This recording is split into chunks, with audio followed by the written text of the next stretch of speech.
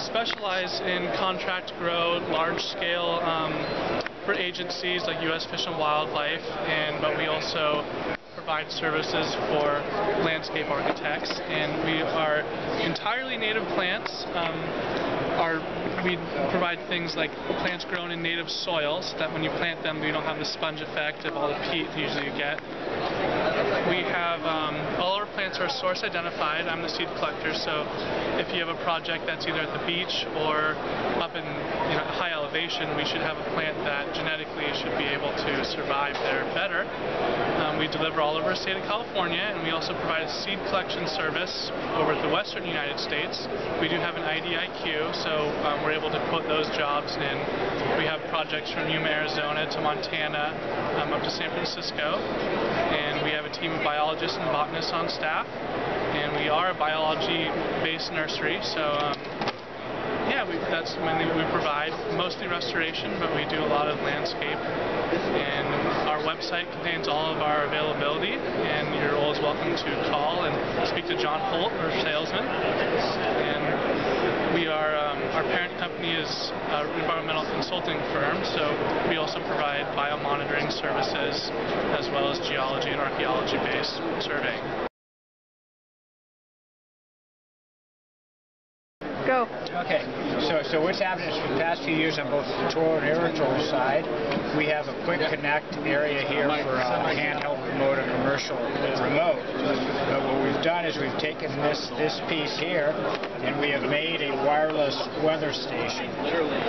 The unit out in the field works on a 9-volt battery, and it can hook up to a rain gutter, a wall, any kind of connection wirelessly with a 1,000-foot distance. We've incorporated our rain sensor into it, a solar collector, and heat.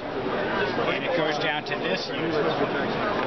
At this point right here, we've got this little device, and it's waterproof. And simply you just screw this on with these eyelids into the wall, and the unit just comes down here and it just snaps into either of the controllers. Any one of them, whether it's a rain dial, a point dial, the aerotroll, all the Toro ones, standard controllers, and it just hooks up. What happens as well is on this unit at the bottom here, there's a place for a memory card.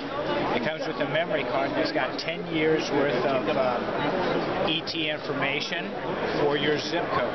So when you type in your zip code and stuff, you plug that in, it downloads that information on it. You can pull that off, put it to the side, put it away over that way. From that point on, is every time this gets data, it will take the daily data, and you can do it as a standard. It's got a three-day average. You can change it to 1 day, 10 days, whatever. 3-day average, and it will compare what the data is, weather data, to what the historical is, and it will budget all the stations on the controller. Simply put, what happens is you can see it's got temperature here. It tells you it's kind of a sunny day, it's doing whatever, and I think it says about 40% here, based on the data. You can eliminate certain stations, you can do whatever, but what you would do is you could take the controller and program it like a standard controller and program it for the hottest month of the year, July, August, whatever that is. And then this will budget it downward from the hottest month. In looking at this, you can push the percentage button right here, and it'll give you a bar graph up to 2 years of what your budgeting has been by month.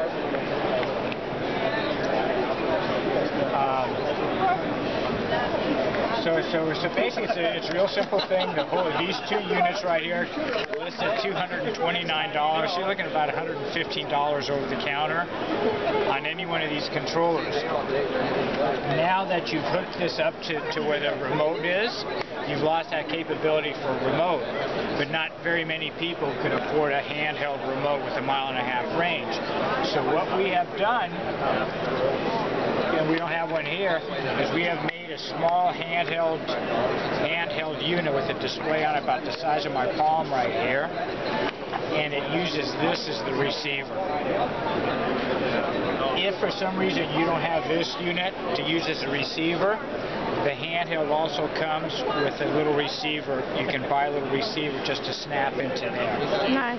So anyway, this is kind of the way we're going for that market that doesn't want a full smart controller. They don't need something fancy, they just want the want basic. something that'll, and there's so many of these types of controllers out there, it's set to go. So it'll fit on any Toro or Aerotool. Go. Okay. We do a lot of retrofittable products, predominantly geared towards residential light commercial. And we start out at 60 gallons and go up to 3,000 gallons. And for larger projects, we can interlink tanks. We have pumps for drips, microsprays, and subsurface. And we have automated systems and very simple hand watering systems. And these are just a sampling of some of the Yes. products that Bushman has. And we have ladders for raised foundations on older homes. Oh, nice. And you can interlink for a home that has a raised foundation. You can put in a 500-gallon tank, or you can put in 3 or 4 or 5 of these more and get thousands of gallons. That's smart. That's real smart. Yeah.